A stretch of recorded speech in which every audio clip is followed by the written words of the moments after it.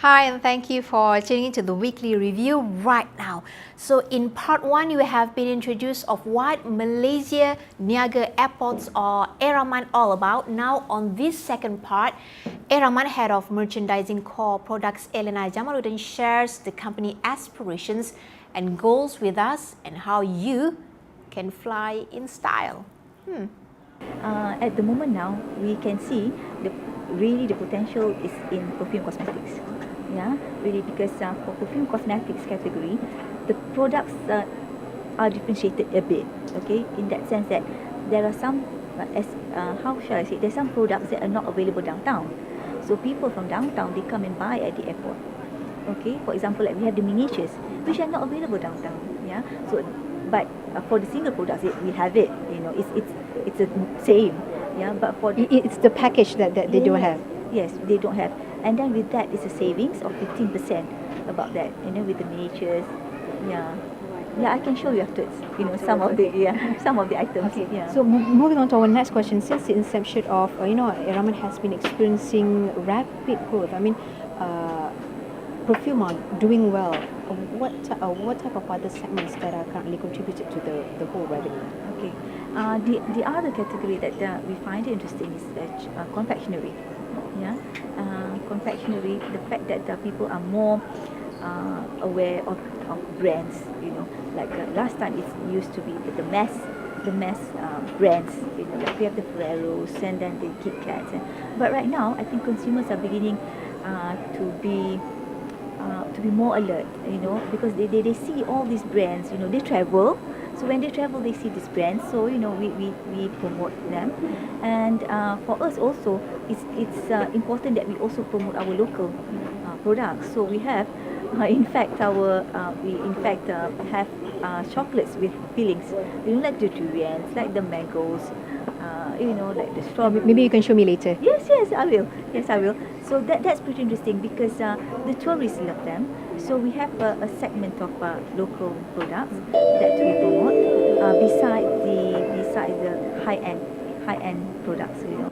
Okay, confectionery is a category which is about 20% of our portfolio. It's a growing category simply because everybody loves chocolates.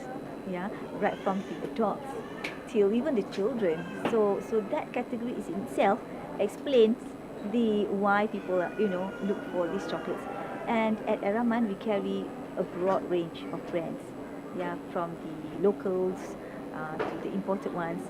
And we have different profiling in terms of confectionery as well. We have the giftings, we have the mass brands, and we have the high-end brands. So it covers a whole spectrum. So, you know, interestingly, if you want to find chocolates, please do come at our stores. We have quite a range. Yeah. Can we get a taste of that chocolate today? Sure. Because we do have samplings. That's part of our programs. Yeah. Of course, we tend to cater for all, okay, including we do our own hampers.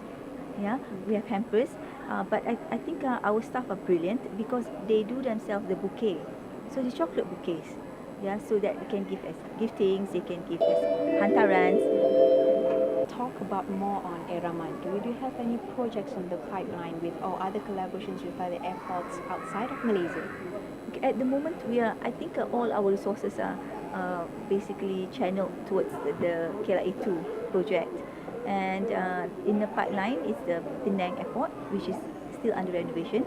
So we are working on it, the layout plans, and yeah, that's what we are doing now. Yeah, so in terms of collaboration, yes, with the brand principals, we are getting in new brands. We are securing concepts. Yeah, this is very interesting. So just wait and see, KLIA2. Yeah. So can you explain to the viewers what are types of brands that we can see on in KLIA2 later? Okay, we're going to have a sort of shop-in-shop concept. So let's say, for example, it's a boutique shop or something.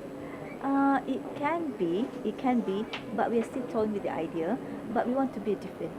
Okay, yes, we want to break the norm, but then to be safe also. So it's a bit of a risk, but it's a calculated risk. Yeah, for example, like say in the ambience of confectionery stores, for example. So we may want to have some icons in there, tend to build around it like a pop-up stores, so that it brings up the vibrance.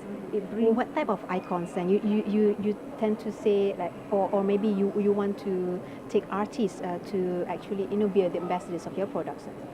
It's no, it's more yes and no. Okay, it's like for example, like you have a brand, and then you want to, let's say, do activities around it. Yeah. So maybe you have an icon that you think is pretty interesting. For example, like what we did at Contact Beer, we want to emulate that as well. Let's say, for example, M&M's brand. We have them at KLA now currently. A store. So are you gonna have like M&M mascot or something at KLIA too? Oh yes. And then it's localized. It's localized, meaning to say it's Malaysianized in a way. So we're going to have some icons like say the KL icons. Yeah, we're going to incorporate that in our store. So it's going to be pretty interesting. It's pretty interesting indeed. I mean, when you say that, it's the whole concept itself. Is it going to be different than ERAMAN in KLA1? That's not going to be much different. A brand is still a brand, but we want to play around with it. We want to tweak it a bit so that we want to differentiate it. Yet they don't see it here, yet they see it there. Kind of thing. Because KLIA2 is going to be the world's largest dedicated terminal for low cost, but it's not a low cost per se. So travelers there, they spend. So why not give them? Yeah. Can you talk a bit about the fine format? Okay. For fashion, we have quite a range of brands. Okay, which includes the Burberry that we carry, and Lacoste, and other multiple brands that we carry. But we felt that it's time that we developed our own in-house, because that's where we can generate the profits from it. So we felt that it's time that we go into this business of flying nomad, which we can show you afterwards. We can talk a bit later. Don't you think so that ERAMAN should go outside of airports in Malaysia instead? That is our aspiration. That is our aspiration. But right now, I think we just temporarily now we want to focus here. But we also are eyeing other airports that we can go to. Yeah. So it's in the pipeline. What does ERAMAN have your future projects, or maybe in the pipeline that we can see in the next maybe 2 to 3 years? I think the nearest, the earliest would be our project in Penang, because right now the Penang airport is under construction. So in that sense, by the end of the year, we can see our new stores, which at the moment we are still looking at the designs and concepts, and of course the KLIA2 by next year, early quarter. So we have a handful of projects, but it's very interesting concepts that we want to showcase to the world. Side of it. Yeah. So the thing is, I mean, when you talk about the growth of ERAMAN, investors tend to look at that. So how can you attract investors to actually invest in ERAMAN itself? Okay, firstly, we drive the business. That can be seen from our strong double-digit growth year on year, and that supersedes the passenger growth. And then we have the strategies behind it. We know our customers' profile. We do analysis and we target the right market. And again, it's tailor-made to the local where we are. Let's say in Kota Kinabalu, in Penang, it'll be different. But then again, across all spectrum, it goes hand in hand, tandem with the strategies behind it. And the driving force behind it is our spending per ticket. Okay, that's the main driving force, and it has worked pretty well with our strategies that we have in place. So in that sense, it shows in the figures, and we contribute 20% to Malaysia Airports revenue. So that's a major feat.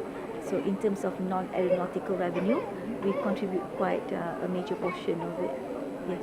Besides the strong growth year on year, ERAMAN continues to diversify its portfolio by building up its brand in style. Stay tuned after the break when Weekly Review talks to ERAMAN Head of Lifestyle, Nur Haizam Abdul Aziz, on its in-house fashion brand, the Flying Nomad, right here on Channel 127 UniFi.